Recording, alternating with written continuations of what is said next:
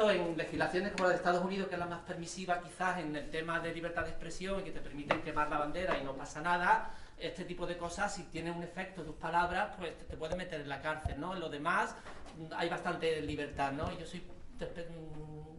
defiendo que hay que respetar a la gente, pero tenemos que ser conscientes de que el lenguaje es un arma muy poderosa y que lo que ha surgido en los últimos años, esto del lenguaje políticamente correcto, la corrección política, se ha usado por parte de la ideología para atacar ciertas ideas que nos gustaran. Las ideas de que hay gente que se ha dado cuenta que llevaba mucho tiempo perseguida desde muchas maneras y el lenguaje era una de ellas. Se ha intentado hacer visible esta situación y lo que se está luchando es por conseguir que haya un lenguaje que sea más neutro y que no discrimine ni perjudique a nadie. Y lo que está pasando es toda una reacción de parte de gente que intenta criminalizar este hecho y llamarlo negativamente, como se habla negativamente de las feministas y se habla negativamente de muchas cosas. Yo estoy porque todos hablemos positivamente de todos y dejemos libertad a la gente que hable como quiera, pero siempre que mantenga respeto por los demás.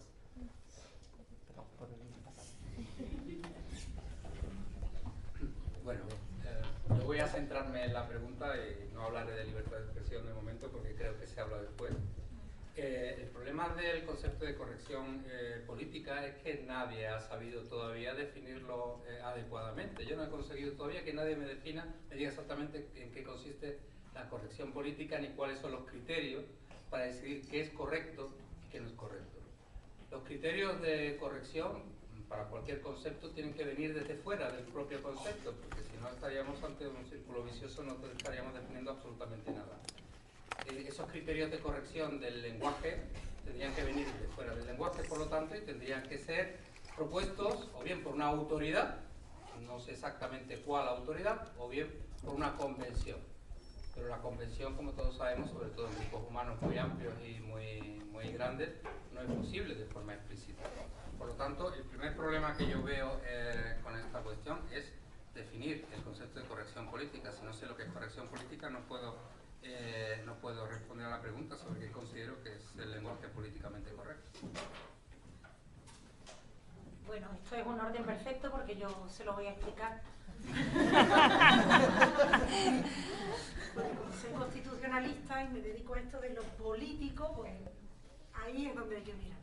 Vamos a ver, yo entiendo que la acepción del común del lenguaje políticamente correcto es la de un lenguaje hipócrita, un lenguaje falso, un lenguaje que se usa simplemente para responder a determinados criterios de lo que convencionalmente entendemos que es cívico.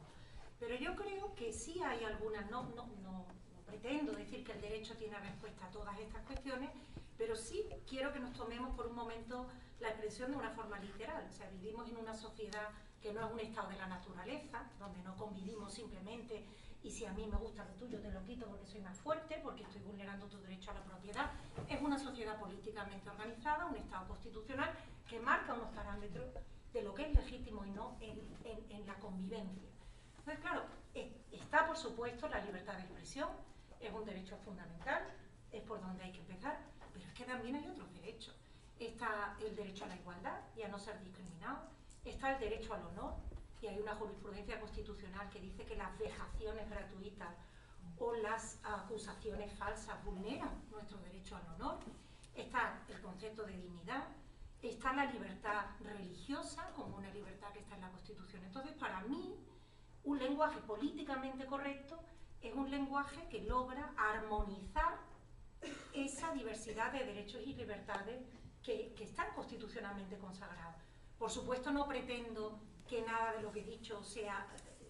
Luego hay que armonizarlo, y en la propia técnica de interpretación hermenéutica constitucional consiste en eso, en ver qué derechos pueden limitar a qué derechos y en función de qué intereses legítimos se hacen esas limitaciones. Pero yo creo que sí hay una guía, y que no es solo lo cívico, sino lo constitucional, que es algo más que lo cívico. Lo cívico yo creo que es más ambicioso porque atañe a un concepto de virtud ciudadana, en el que yo creo, pero que no está arreglado. Lo constitucional sí está arreglado, está en la Constitución española y en las otras constituciones del mundo y en las tablas de derechos fundamentales y derechos humanos. Bien, pues ahora vamos a pasar a la ronda del debate para el público y... ¿Se me escucha? Vale. Vamos a pasar a la ronda del público. Ya sabéis, voy a repetir lo que ha hecho mi compañera, se intenta ser breve, ser conciso, como si estuviese enviando un audio de WhatsApp, vaya. Pues igual. Para pediros turnos, me hacéis la mano, yo los cojo y os voy diciendo, ¿vale? Si os tengo que cortar, lo siento mucho, pero es por el tiempo, ¿vale? ¿Alguien que quiera empezar?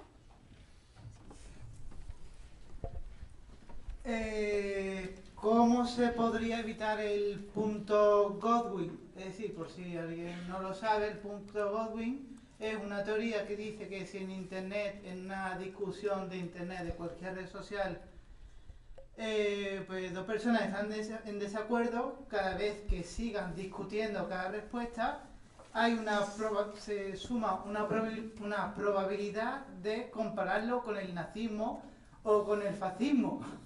Y de hecho muchas veces ocurre y está muy presente, sobre todo en una red social que se llama Twitter. Entonces, ¿cómo se podría evitar ese punto? ¿Cómo caer en la tentación o cómo evitarlo, por así decirlo? Luego vamos a hablar de redes sociales, ¿no? No simplemente Sí. lo digo, en fin. Hay otra pregunta que es de redes sociales que vamos a tratar ese tema también. Sí. ¿Alguna intervención más? Sí. Yo tengo una pregunta muy concreta. De cara a la Constitución, cuando hablamos del derecho al honor, ¿qué es el honor? ¿Qué cosa más subjetiva y hasta qué punto? Bueno, hola.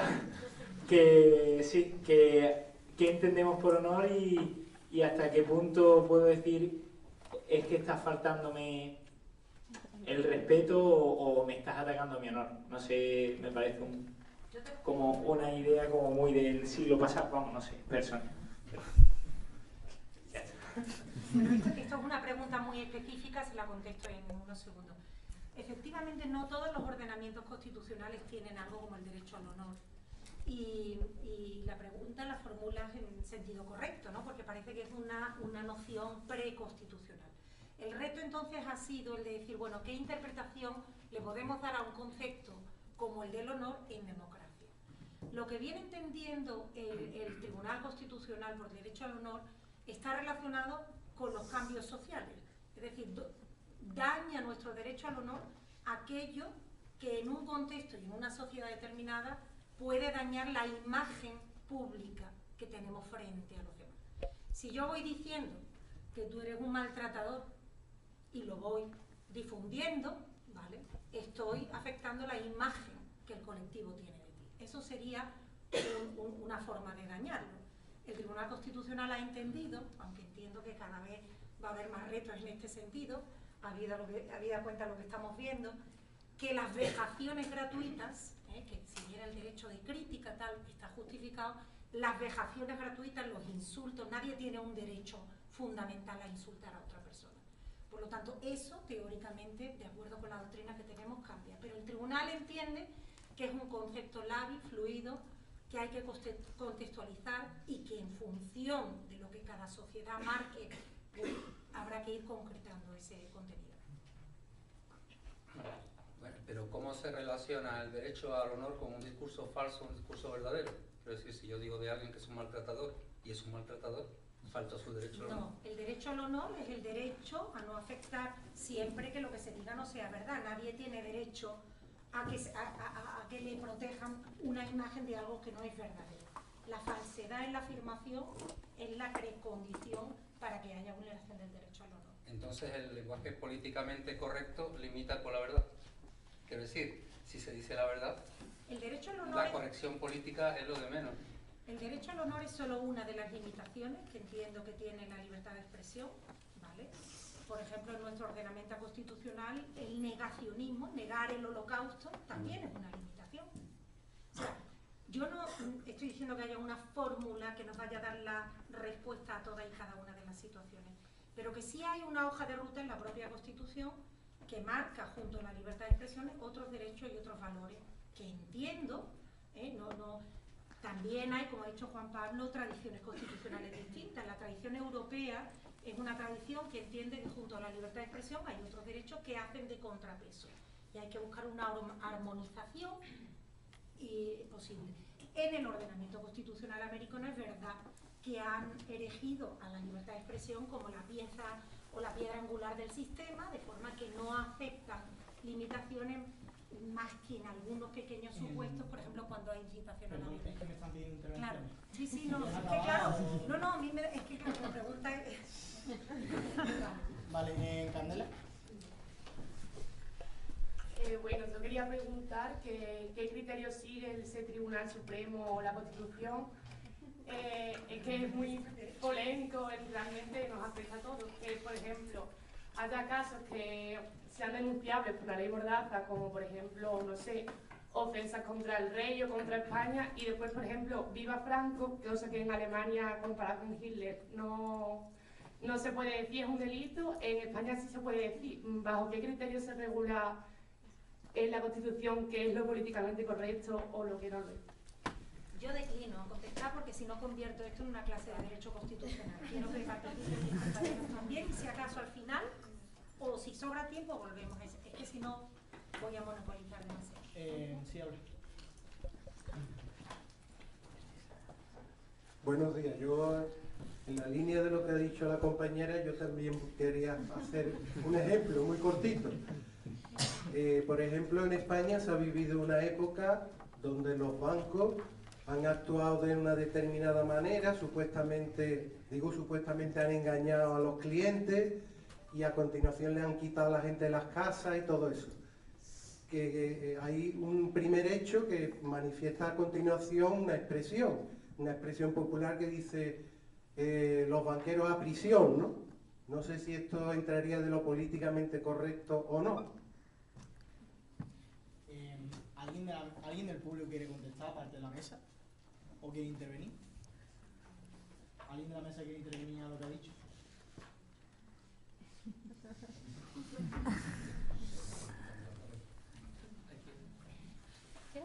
Sí, bueno. Una posible respuesta a lo que ha dicho el compañero es que, por ejemplo, los banqueros a prisión realmente está considerado como una respuesta subjetiva. Es decir, que no sé, que realmente depende de cada persona que responde. Sin embargo, cuando alguien dice, por ejemplo, eres un maltratador, sin informarlo, eso ya está tratando sobre un tema que supuestamente es real. Entonces yo creo que hay la diferencia. En sí se nota que es real o Ahí que ya no. tengo que entrar porque claro que sí, no voy a permitir. Vamos. Hay una diferencia entre el derecho a la información y la libertad de expresión, ¿de acuerdo? Entonces el Tribunal Constitucional reconoce que cuando lo que estamos es expresándonos, lo que estamos es emitiendo juicios de valor, opiniones.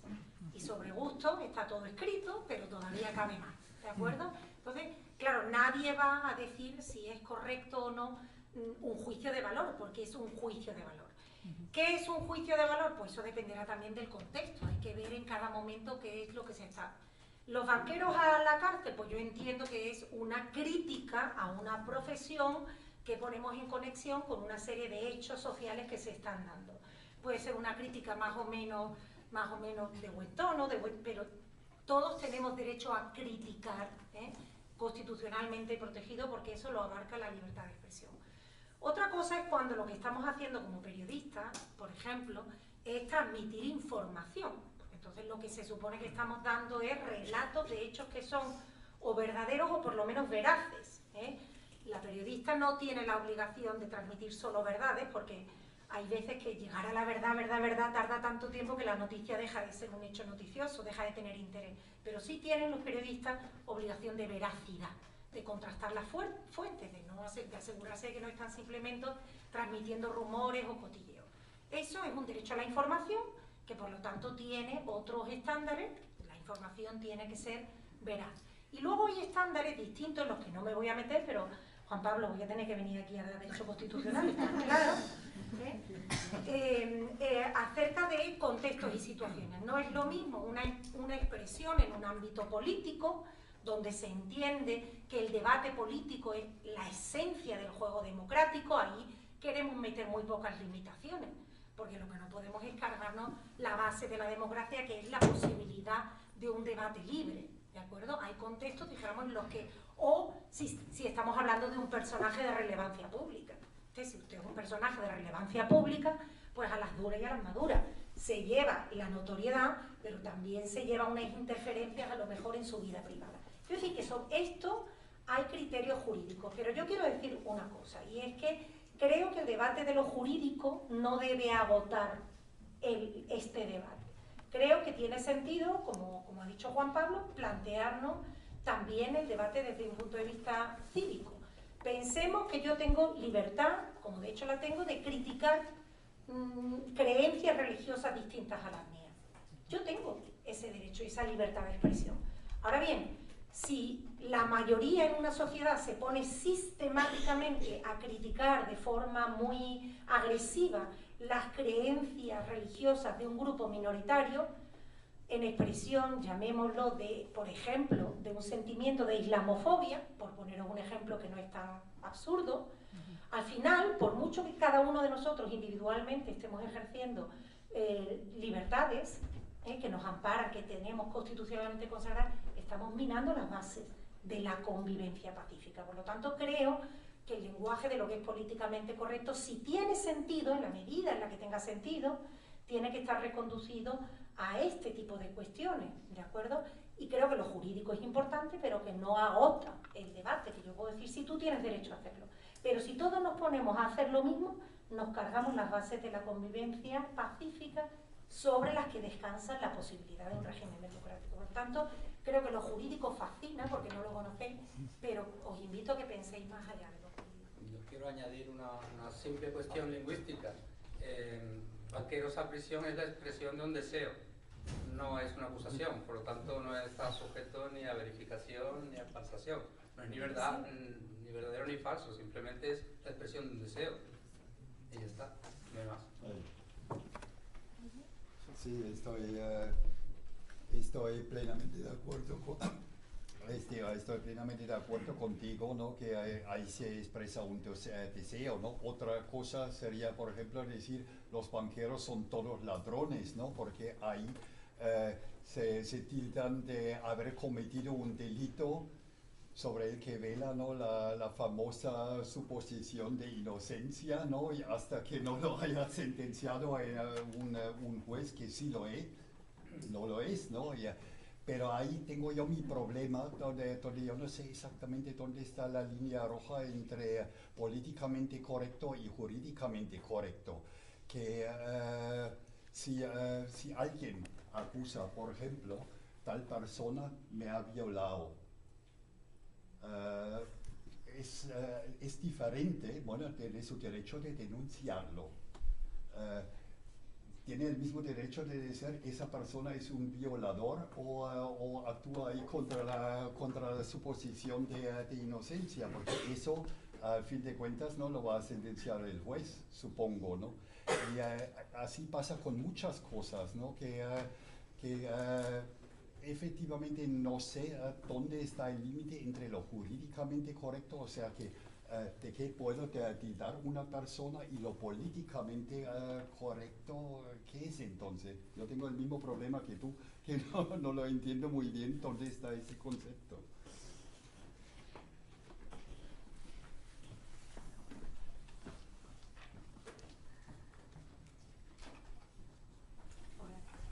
Mira, hay una pregunta que me queda un poquito así. Por ejemplo, un político, cualquier político, para ganar sus elecciones, correctamente, políticamente hablando, se utiliza un colectivo, por ejemplo, digamos que todos los inmigrantes son delincuentes y terroristas.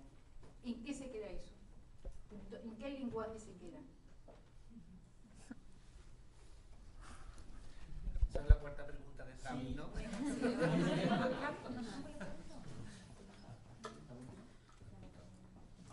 Pasamos a la siguiente pregunta.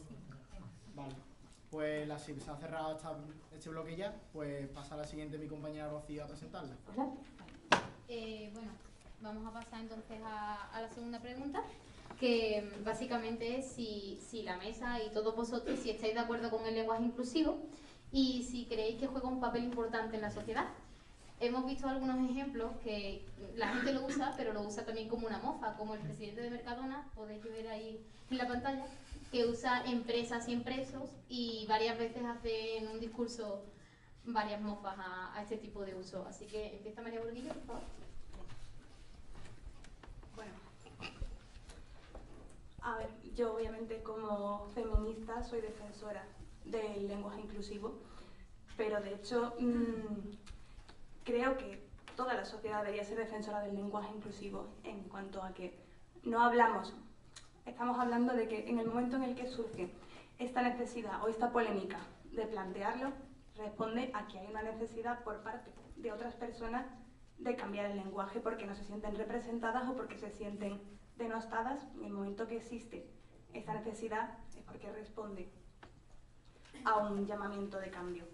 Aparte de eso, bueno, reduccionismos como este de empresas y empresos nos vamos a encontrar siempre, pero el lenguaje inclusivo no se trata de añadir un femenino a todas las palabras, se trata de muchísimo más, se trata de eliminar connotaciones peyorativas de términos relacionados con las mujeres, con los inmigrantes, con el pueblo gitano, etc.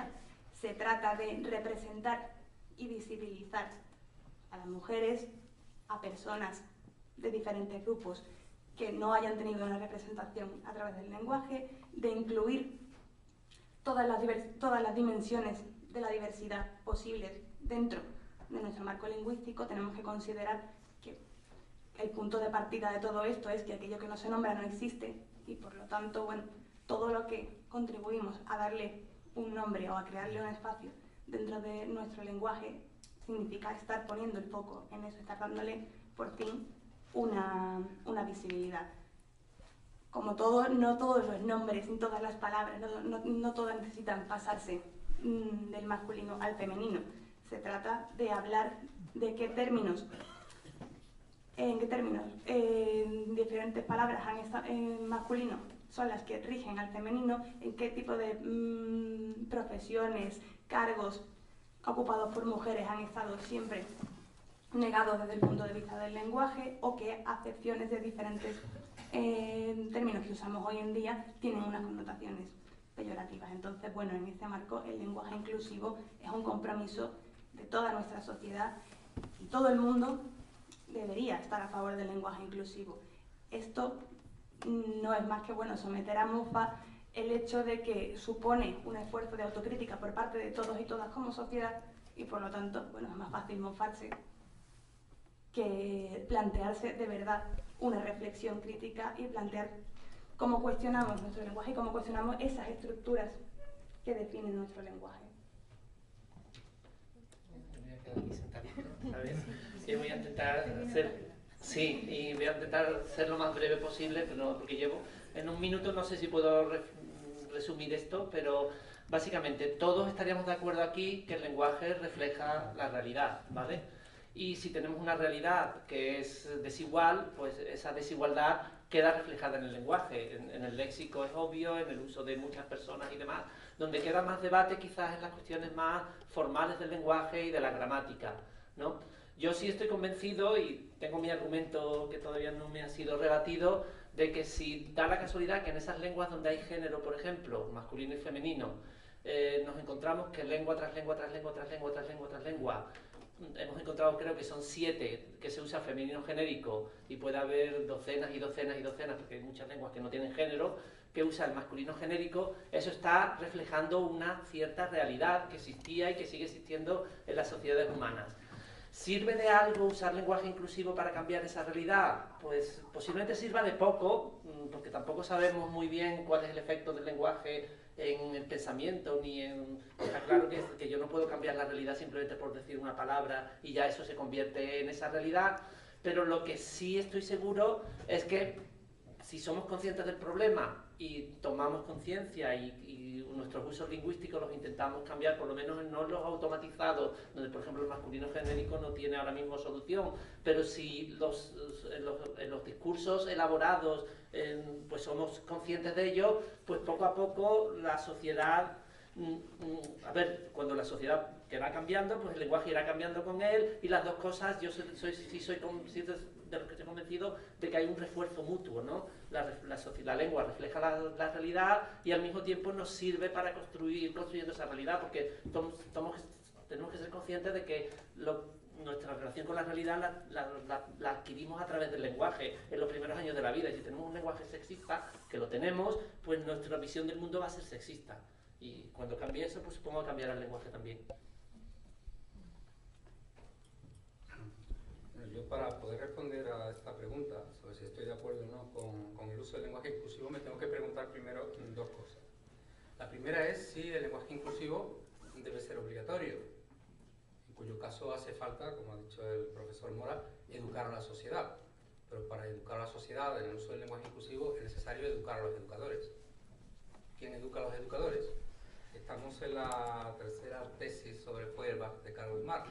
Necesariamente sería necesario entonces dividir a la sociedad en dos partes, una de las cuales está por encima de la sociedad.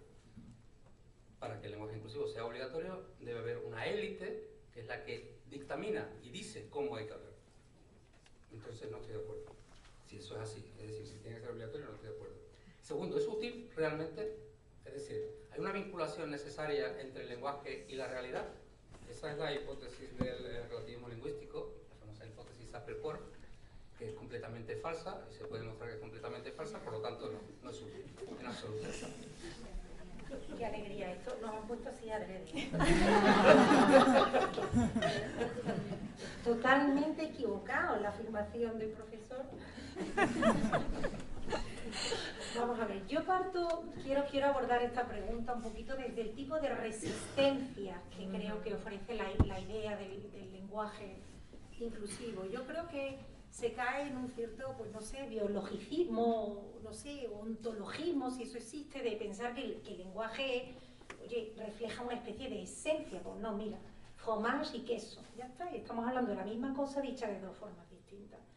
Entonces, esta idea de que la lengua tiene que evolucionar por su propio peso, sin interferencias políticas, me parece que es errónea. Hay una estrechísima conexión entre el lenguaje y la política, porque hay políticas lingüísticas en todos los países, más o menos declaradas, pero bueno, hay una definición de qué idiomas son los idiomas de uso oficial y cuáles no. Situaciones de multilingüismo, hay muchas veces regímenes también constitucionales muy sofisticados que deciden cuáles son esas políticas lingüísticas. No hay nada de natural, esto son políticas. Pero es que aunque no hablemos de políticas lingüísticas, da igual, hablemos de políticas del comercio, del efecto, por ejemplo, del inglés como uso como lengua franca. O hablemos de políticas medioambientales y el impacto que pueden tener a la hora, a lo mejor, de hacer que espacios ecológicos pervivan y con ellas las comunidades ancladas en ellos y las lenguas que usan. Es decir, políticas lingüísticas y todo tipo de políticas tienen efectos sobre el uso del lenguaje.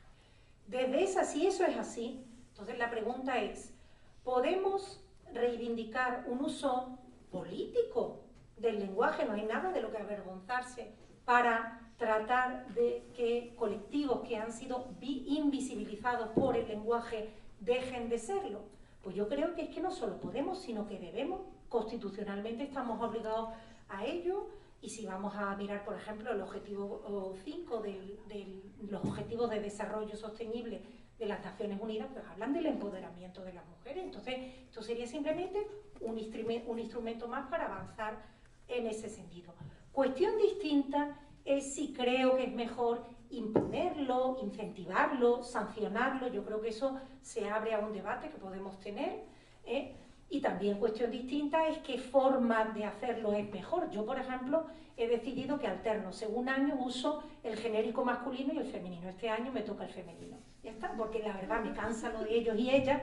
Pues digo, queridos amigos, este año seréis amigas porque voy a usar el femenino genérico y ya está. Y a partir de ahí son amigas y es queridas y tal. Y yo, la verdad, y esto además no se va a detener. Yo ahora mismo estoy leyéndome una tesis que dirijo de personas intersexuales y transgénero. Bien, pues las personas intersexuales que tienen rasgos biológicos de ambos sexos, y la tesis se refiere a ellos como they, aunque esté hablando de una, no usa el he o el she, la tesis está en inglés, sino que usa they. Bueno, pues me parece que cada vez que yo leo el they, digo, jolín, pero si esto es singular, y me recuerda que es que, claro, estamos hablando de un sujeto en la oración que es una persona con el sexo no definido. Acabo. Yo creo que además sí Sí, vamos a ver, yo no tengo la evidencia empírica de esto, pero yo creo que si empezamos a usar el femenino genérico, no las dos formas, el femenino genérico, yo creo que los hombres que de repente se sienten interpelados con un femenino genérico sí van a sentir algo distinto, no les va a dejar indiferente. Y quiero lanzar una hipótesis que no la he oído hasta ahora y que a lo mejor es una tontería, pero se me ocurre que a lo mejor este uso del femenino genérico, más allá de mecanismos de inclusión de las mujeres u otros colectivos, puede servir incluso para entrar en resonancia con formas de masculinidades distintas a las de los machos alfa, que también han sido bastante socialmente acalladas. Yo creo que a lo mejor ese es un efecto colateral positivo en la masculinidad y no solo en los derechos de mujeres y otras minorías tradicionalmente consideradas. Bueno, yo creo que como dije antes, el posible efecto del lenguaje sobre lo que somos, lo que pensamos y cómo nos comportamos está muy sobrevalorado. O sea, realmente las diferencias que hay entre las lenguas y su efecto en la cognición pues no va mucho más allá de ciertos sesgos perceptivos, es decir, pero a un nivel muy básico, es decir, todo esto de diferentes términos para color, pues sí, ciertamente nos focalizamos en unos tonos y no en otros, algo así, ¿no? Y otras diferencias pues afectan a cosas también tan básicas como la memoria de trabajo, en fin, cosas muy fundamentales que están mucho más lejos de lo que estamos discutiendo, de lo que realmente creemos, ¿no? Entonces, por otro lado, yo creo que también se sobrevalora la eficacia de las políticas de arriba a abajo en la promoción de este tipo de cambios. Yo no sé hasta qué punto imponer un lenguaje inclusivo realmente haría que las personas lo adoptaran, porque en muchos casos el efecto un poco es el contrario. Y realmente hay otra cuestión, que es cómo atiendes a toda la diversidad que presentan los seres humanos, porque aquí se está discutiendo el lenguaje inclusivo en la oposición hombre-mujer. Bueno, sí, ahí es relativamente obvio porque la mitad de la población es hombre y la mitad es mujer, pero ¿cómo atiendes otros colectivos que también están discriminados? Por ejemplo, imaginaos, pensad en el caso de los autistas. Los autistas podrían sentirse discriminados por el uso no literal que los demás hacemos del lenguaje. Es decir, constantemente usamos ironía, doble sentido, y ellos no las entienden.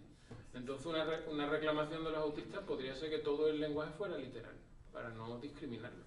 Y eso llevaría al absurdo, ¿no? Porque hay tantos grupos y tantas formas de clasificar a las personas que al final llegamos al individuo, ¿no? ¿Cómo atiendes toda esa posible sensación de discriminación que uno puede vivir? Pues realmente no puedes llevar eso a la estructura de la lengua. Yo creo que es más sencillo, ¿no? Lo único que hay que hacer es ser cortés y educado y tratar a las personas como tú quieres que te traten a ti. Se acabó. Vale, tengo muchos turnos.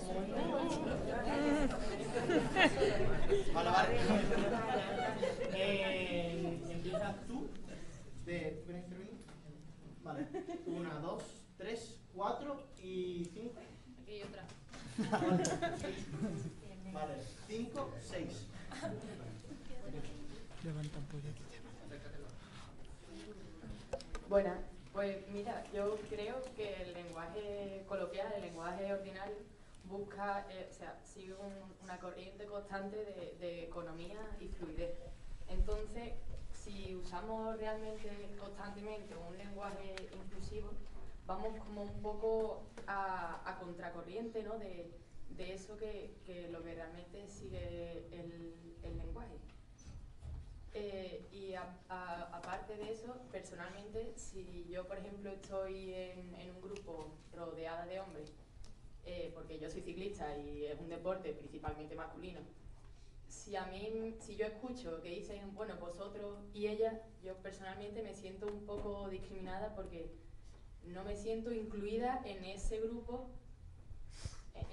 que estamos presentes. Bueno, es una varias personas, pero bueno. Bueno, yo soy periodista, con lo cual el tema del lenguaje, como bien dices, lo tenemos muy presente constantemente. Y yo que me dedico a la temática social, pues tal vez esté como más sensibilizada. A mí me gusta mucho la palabra personas, porque yo creo que las personas somos todos y entramos todos, todas, y no hay distinción. Entonces, yo por ejemplo, es un recurso que utilizo mucho cuando me toca escribir, pues hablo de las personas. Y ahí estamos todos. Entonces, bueno, a veces no tener que estar buscando siempre de qué género es, no es, o ver qué no ver.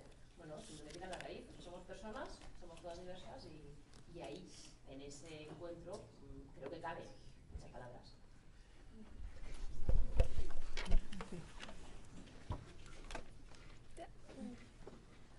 A ver, yo con respecto a lo que ha dicho Francisco Salguero.